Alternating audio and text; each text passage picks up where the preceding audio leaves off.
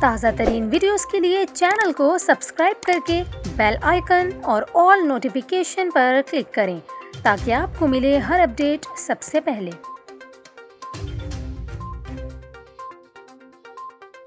اور ابھی آپ کو بتائیں، کراچی میں نالہ صفائی آپریشن میں ایک اور خاتون کو ہراساں کرنے کا واقعہ سامنے آ گیا۔ متاثرہ خاتون نے KMC عملے اور شہری پر سنگین الزام عائد کیا ہے۔ خاتون نے بتایا کہ ٹیم گھر گرانے کے لیے مارکنگ کر کے گئی، بتایا کچھ حصہ تجاوزات ہے، ہم سے گھر بچانے کے لیے 1 لاکھ رشوت طلب کی گئی، بڑی مشکل سے ہم نے ان کو 25,000 روپے دیے۔ خاتون نے الزام لگایا کہ مزید رقم نہ دینے پر سرکاری عملے نے میسیجز کرنا شروع کر دیے اور انسداد تجاوزات والے محلے کے ایک شخص کی مدد سے ہراساں کرتے رہے۔ ہراساں کرنے والے افراد میں عارف قاضی اور مسرور شامل ہیں۔ متاثرہ خاتون نے بیان میں کہا کہ عارف قاضی نے مجھے پیغام یا وائس نوٹ بھیجے ہیں، وہ سب موجود ہیں۔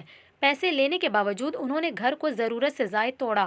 خاتون نے وزیر اعظم عمران خان اور سندھ حکومت سے انصاف فراہم کرنے کی اپیل کر دی۔ واضح ہے کہ اس سے قبل اپوزیشن لیڈر سندھ حلیم عادل شیخ نے KMC اینٹی انکروچمنٹ عملے پر نالوں کی صفائی کے دوران ایک طالبہ سے زیادتی کا سنگین الزام عائد کیا تھا۔